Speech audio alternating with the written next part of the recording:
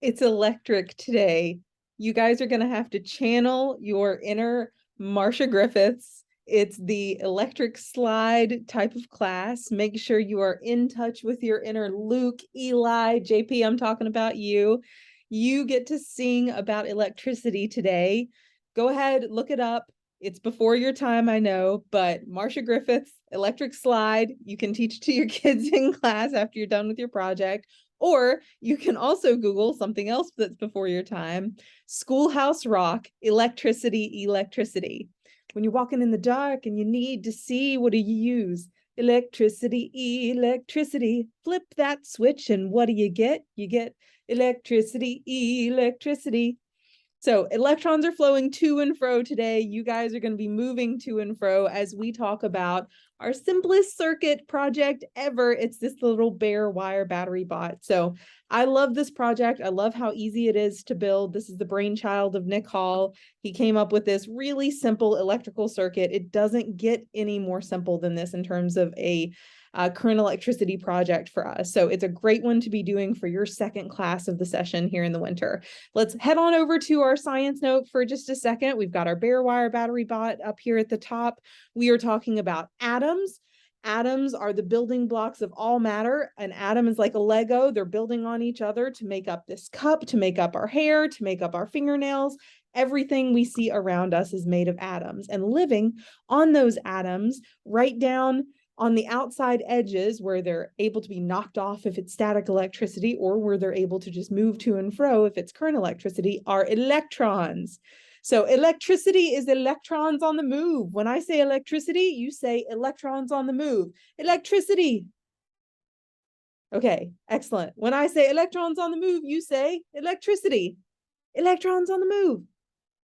Great, excellent. I hope you're doing some call and responses with your campers or with your students in class. Make sure you're keeping things energetic and electric as you're going through all of this science content. But anytime we do have electrons on the move in our bodies, in lightning, in current electricity flowing through these wires, in a battery that's making sure anything is on the move itself, we have electricity.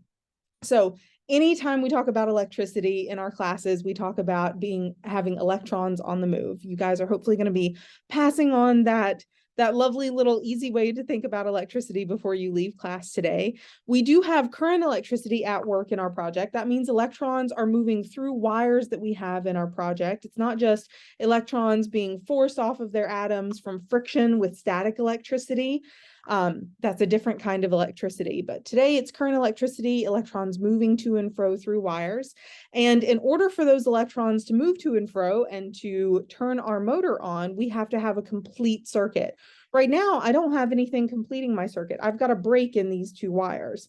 There's going to be something that's really simple, though, that completes this break in these two wires. And in fact, before I even build my project, I could show you guys what that is. It's going to be putting a battery between these two things and touching it to either end, and our motor spindle is going to work. But it's a lot more fun when this guy actually looks like a cool little robot and is all decorated. So before you start your class, make sure you've watched your video with me today and you've built this project and you've decorated it. And the first thing you do when you walk in is you show off the project to your kiddos so that they get super excited about the thing that they're going to take home with them today.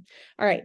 I will be back in a hot second. I'm going to go grab some batteries so that we can continue on with our project and make sure we can get everything working on our circuit completed. I'm back and I'm ready with my battery. All right, over here at the top, here's what we're building. Isn't it adorable? I love it. At the top of our project instruction, we have this section called additional items needed that are not in your kit. Batteries is one of those first things there. So if I started out with my project instruction, I read that section, that's how I remember, I need the batteries. So I run and got those for you guys.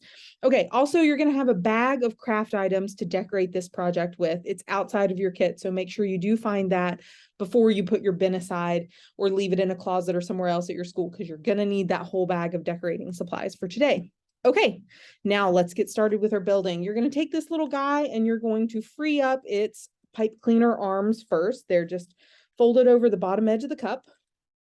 Once those are freed up, then you're going to take your wires and you're going to wrap them around the pipe cleaner. Now, the wire is pretty long, so you want to wrap tightly. You want to make sure that each of your little wraps of your black part of the wire or your red part of the wire are close to each other. Little concentric circles or spirals coming down your pipe cleaner here. You don't want a bunch of excess once you get all the way to the end. Then it's too late and it's a little hard to actually get rid of all your extra pipe or extra wire that you have. So you're just going to wrap to this point until the black part of the wire runs out. And then once you get to the end, if you do have any extra black, wrap it around your pipe cleaner, and you're going to take the last little tiny bit of your pipe cleaner and you're going to fold it over top of the black part of the wire so that it holds it there. So I'm going to crook the little part of the pipe cleaner here.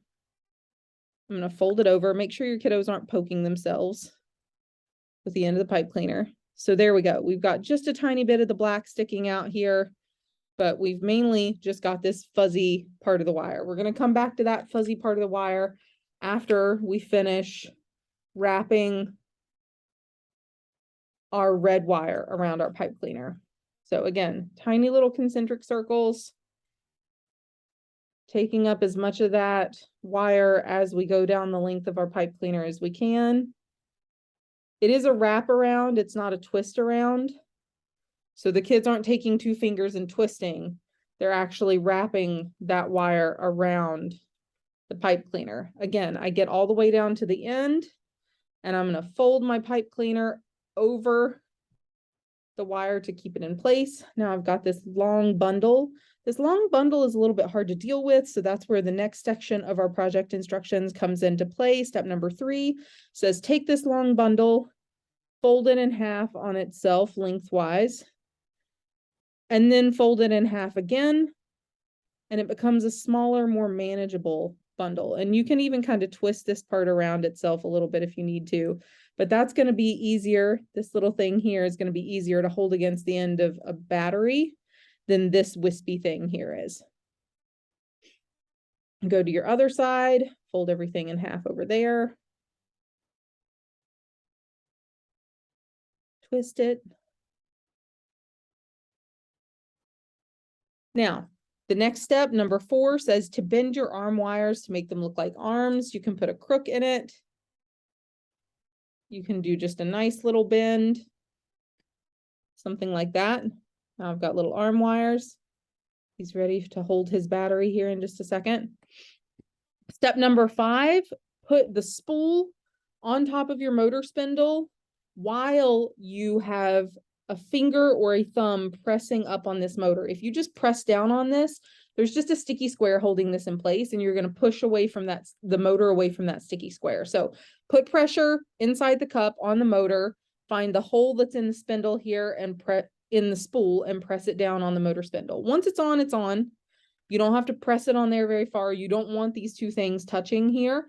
If the spool and the top of your cup are touching, it's too much friction and the motor won't be able to spin it around. So now you've got your head in place.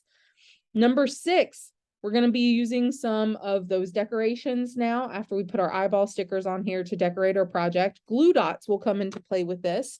Glue dots are a little bit challenging for our kids to learn how to use sometimes, but they're so much fun because we get to sing in this part too. We get to teach them the glue dot song. So when you're using a glue dot, they're perforated so that you can rip them apart. You only need one at a time.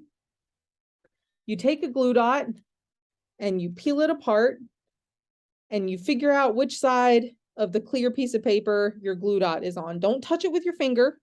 Do not touch it with your finger. Instead, we want to make sure that you take that glue dot.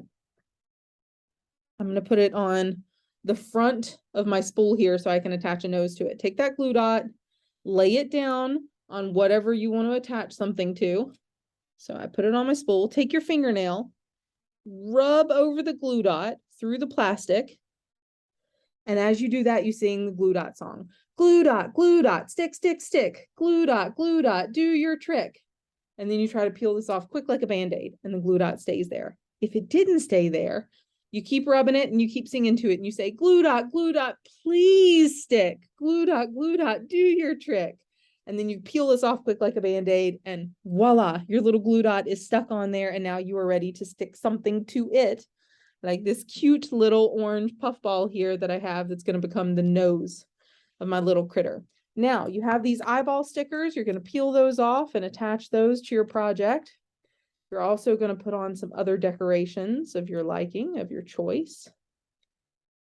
Twist your eyeball stickers around, make them look goofy, make them look funny if you would like to. This is what I have so far. Add some little ears to mine. I already have some pre-stuck glue dots on my little puff balls here. Add these to the top of my spool. Now I don't just have a B-A-R-E, I have a B-E-A-R, bear, a little teddy bear battery bot.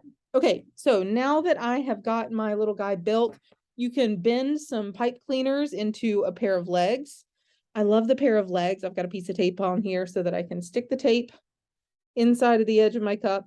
I love the legs because when he sets down, he actually has a battery holder built in. So make sure you are using some little sections. This is half a piece of a pipe cleaner to make him a little battery holder. Lay the battery on his lap and then take one hand and touch it to the plus side of the battery and take the other hand and touch it to the minus side of the battery. I've got to adjust his hands just a little bit since I'm holding it up here for you guys to see. But once you get a hand touching either end of the battery, then his head is going to spin.